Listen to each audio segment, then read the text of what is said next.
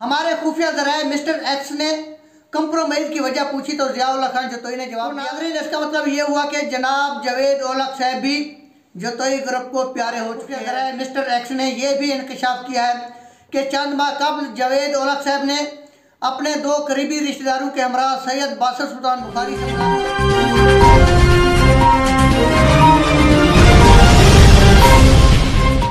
बिस्मिल्लाहिर्रहमानिर्रहीम अल्हम्दुलिल्लाह रब्बिल आलमीन। पाकिस्तान और दुनिया भर में देखने सुनने वालों को अस्सलामु अलैकुम। मैं हूं सलीम शाहीन और आप नवाज़ शाहीन न्यूज़ चैनल की स्क्रीन पर देख रहे हैं प्रोग्राम समाज की आवाज़। आज की वीडियो की इब्तिदा एक नज़म से। ऐ मेरे हमनशी चल कहीं और चल, ऐ मेरे हमनशी चल कहीं और चल, इस चमन में अब अपना गुजारा नहीं। ऐ मेरे हमनशी चल कहीं और चल, इस चमन में अब अपना गुजारा नहीं। बात होती गुलों तक तो सह लेते हम, अब तो कांटों पे भी हक हमारा नहीं। आज आए हो तुम कल चले जाओगे, ये मोहब्बत को अपनी गवारा नहीं। उम्र भर का सहारा बनो तो बनो, दो घड़ी का सहारा सहारा नहीं। दी सदा दार पर और कभी तूर पर, किस जगह मैंने तुमको पुकारा नहीं। ठोकरें यूं खिलाने से क्या फ़ायदा, साफ कह दो कि मिलना गवारा नहीं। गुलिस्तान को लहू की ज़रूरत पड़ी, सबसे पहले ही हमारी गर्दन कटी। फिर भी कहते हैं मुझसे ये अहले चमन, ये चमन है हमारा तुम्हारा नहीं, ये चमन है हमारा तुम्हारा नहीं। आवाज़ और तस्वीर की दुनिया के दोस्तों, वकला का शुमार पाकिस्तान की पढ़ी लिखी और मुनज़्ज़म कम्यूनिटी में होता है। बाज़ कौमी मामलात के हवाले से इनकी खिदमात काबिल तारीफ़ है। ज़ाती तौर पर मेरा इस मुअज़्ज़ज़ बिरादरी के साथ खासा राब्ता रहा है।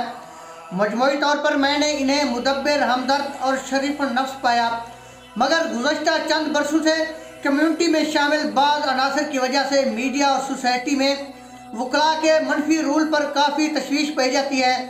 जी हाँ, ज़ोर ज़बरदस्ती, जबर, ज़्यादती, जुल्म सितम और लड़ाई झगड़े के वाक़यात वकला बिरादरी को हरगिज़ ज़ेब नहीं देते। माजी में सोशल मीडिया पर कुछ ऐसी वीडियोस देखने को मिली हैं जिनसे आम आदमी के दिल और दिमाग में वकला बिरादरी के खिलाफ नफरत पैदा हो चुकी है और दुनिया भर में इन वीडियोस की झलकियों से पाकिस्तान की सुबकी हुई है, जिल्लत हुई है, तौहीन हुई है, बेइज्जती हुई है। जी हाँ, मेरी गुनहगार आंखों ने वकला के वो हंगामे भी देखे हैं कि अल्लामान अलहफीज़। मैंने वकला की ज़बान से जजों के खिलाफ शदीद नारेबाजी भी अपनी आंखों से देखी है और कानों से सुनी है। नाज़रीन, बदकिस्मती से तहम्मुल, बर्दाश्त और बुर्दबारी का कल्चर हमारे मुआशरे से ख़त्म होता जा रहा है। हर कोई छोटे से छोटे मसले को लेकर सड़कों पर निकल आता है और एहतजाज के नाम पर गाली गलौज, छीना झपटी, लूट खसूट, तोड़ फोड़ और तशद्दुद करना अपना हक समझता है, जबकि मुहज़्ज़ब मुआशरा इन सारी बातों की हरगिज़ इजाज़त नहीं देता। मुतालबात के हक़ में आवाज़ उठाना और एहतजाज करना आपका हक़ सही, मगर इसे अमन आमा में खलल डालने और खल्क़ खुदा को अज़ियत में मुब्तला करने के लिए इस्तेमाल नहीं किया जा सकता। चंद बरस पहले तक वकला बिरादरी का तहम्मुल, बर्दाश्त मिसाली हुआ करता था, जिन्हें देखकर खल्क़ खुदा को ढारस होती, तसल्ली होती, हिम्मत होती, जुर्रत होती, हौसला होता और इत्मीनान होता कि वो कानून की छाँव तले महफूज हैं और अब कोई इनसे ज्यादती नहीं कर सकता। मगर देखते देखते हालात बदलते चले गए और आला तालीम याफ्ता कानूनदानों के लिए गुंडा गर्दी और पुलिस गर्दी के वजन पर वकला गर्दी के अल्फाज बोले जाने लगे, जो कि हमारे लिए काबिल अफसोस है। नाज़रीन, यहाँ मैं आपको बताता चलूँ कि गुज़श्ता 10-15 सालों में वकला की तादाद में बेपनाह इजाफा हुआ। बेरोज़गारी और प्राइवेट लॉ कॉलेजों ने वकला की तादाद में बेपनाह इजाफा करने में अपना भरपूर किरदार अदा किया है। ख़वातीन और हज़रात, साबिक़ सदर परवेज़ मुशर्रफ के खिलाफ चलने वाली वकला तहरीक ने मुल्क भर में बार इलेक्शन की अहमियत में बहुत ज़्यादा इजाफा कर दिया है। इन बार इलेक्शन में मुख्तलिफ सियासी ग्रुपों, सियासी जमातों का बहुत अहम किरदार होता है। ये मकामी सियासी ग्रुप अपने अपने मफादात के पेश नज़र अपने अपने उम्मीदवारों को सपोर्ट करते हैं। नाज़रीन, अगर बार इलेक्शन की बात चाल ही निकली है तो क्यों ना तहसील जतोई के बार इलेक्शन पर भी बात कर ली जाए। तहसील जतोई में दो ग्रुप यानी शौकत खान जतोई और आशिक खान जतोई हमेशा से ही एक दूसरे के मद्दे मुकाबले रहे हैं एक दूसरे के हरीफ रहे हैं, रकीब रहे हैं और एक दूसरे के सियासी दुश्मन रहे हैं। शौकत खान जतोई को बुखारी ग्रुप सपोर्ट करता है, जबकि आशिक खान जतोई ग्रुप सपोर्ट करता रहा है। इन बार के इलेक्शन में सैयद अब्दुल्ला शाह बुखारी बड़ी गहरी नज़र रखते थे और इस इलेक्शन को बुखारी जतोई ग्रुप की हार या जीत तस्वर किया जाता था।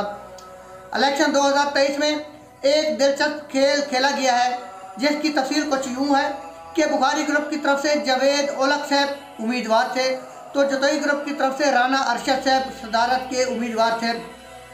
दोनों उम्मीदवारों में सख्त मुकाबले की तवक्को की जा रही थी कि एकदम सरदार ज़िया-उल-हक खान जतोई ने दोनों उम्मीदवारों में कंप्रोमाइज़ करवा दिया कि 6 माह के लिए एक, जबकि अगले 6 माह के लिए दूसरा उम्मीदवार सदर होगा। हमारे खुफिया ज़राए मिस्टर एक्स ने कंप्रोमाइज़ की वजह पूछी तो ज़िया-उल-हक खान जतोई ने जवाब दिया कि दोनों उम्मीदवार जतोई ग्रुप से ताल्लुक़ रखती हैं। अब जतोई ग्रुप के उम्मीदवारों का एक दूसरे से मुकाबला कैसे करवाते हैं? तो नाज़रीन, इसका मतलब ये हुआ कि जनाब जावेद ओलख साहब भी जतोई ग्रुप को प्यारे हो चुके हैं। हमारे खुफिया ज़राए मिस्टर एक्स ने यह भी इंकशाफ किया है कि चंद माह कबल जावेद ओलख साहब ने अपने 2 करीबी रिश्तेदारों के हमरा सैयद बासित सुल्तान बुखारी से मुलाकात की थी। इस मुलाकात में कुछ तल्ख सवाल जवाब हुए थे, जिसका बदला चुकाने के लिए जावेद ओलख साहब ने बार के इलेक्शन में बुखारी ग्रुप को लाल झंडी दिखा दी और ज़िया-उल-हक खान जतोई के कहने पर कंप्रोमाइज़ कर लिया है।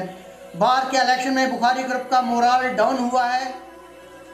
दूसरी तरफ जनरल सेक्रेटरी के इलेक्शन में लगारी ग्रुप के उम्मीदवार मुश्तबा खान लगारी का बुखारी ग्रुप के उम्मीदवार से सख्त मुकाबला था और मुश्तबा खान 70 वोट से जीत चुके हैं। बार के आइंदा इलेक्शन में बुखारी ग्रुप की क्या हिकमत अमली होगी, ये वक्त ही बताएगा। मिलते हैं अगली वीडियो में, तब तक के लिए अल्लाह हाफ़िज़, अपना ख्याल रखिएगा। पाकिस्तान जिंदाबाद।